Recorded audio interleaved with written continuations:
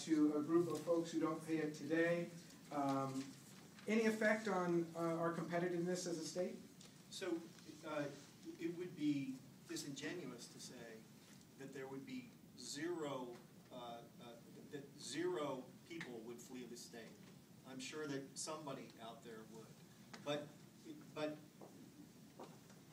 it seems absolutely crystal clear to me that the way to make this state more competitive, to make it more economically fulsome, is to invest in it, not to run from the opportunity of investing in it. Why is Silicon Valley Silicon Valley? Because of Stanford, because of the investments that were made in Stanford and the ecosystem that that created. And I think the thing that just seems so ridiculous to me is that if you look not just at the states where most economic activity takes place in America, which are all income tax states, New York, Connecticut, California, if you compare the wealth created in those states to the wealth created in the non-income tax states, then you have to conclude you'd rather be in those states. More to the point, if you look at any corner of prosperity on earth, any country in the world where there is a dynamic, prosperous, private enterprise system, you will find an equally well-funded public enterprise system. And where you find great wealth being created, which is not theft, you will also find high rates of progressive taxation, tons of regulation, and activist government. That this old theory of action, that the way to get ahead is to hold government down and not invest, it's just bankrupt. And it's time to rise up above that and recognize that that self-interest, our self-interest, isn't narrow, short-term interest. It's mutual interest. Okay, thank you.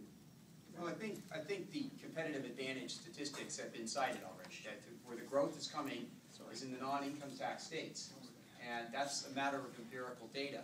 But I think there's a bigger question here, which is this question of, how can I be for education and against 1098? Can I be for prosperity and against 1098? Can I be for the citizens of Washington and against 1098? And the answer is absolutely the case on all of those fronts. Our broad-based grassroots initiative is people throughout the state. It bothers the other side that we have thousands and thousands of small individual contributors who know how wrong-headed this policy proposal is. That's why they're contributing, that's why they're getting involved, that's why they're going to vote no.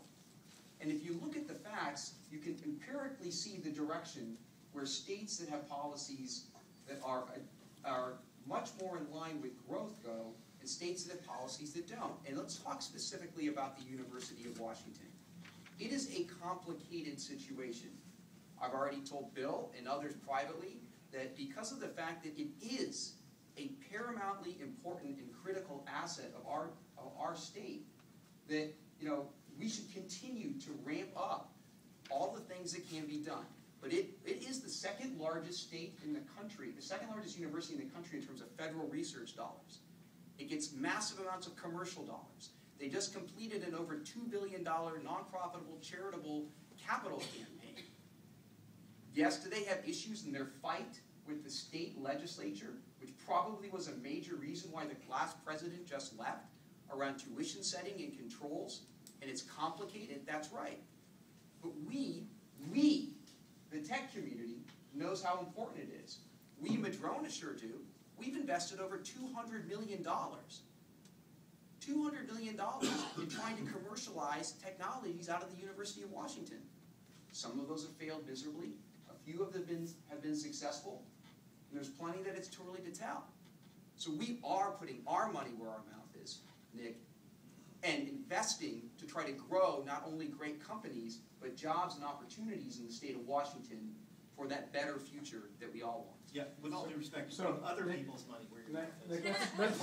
Actually, let's hold it here. Let's get a question from the audience. There's one thing that I don't understand.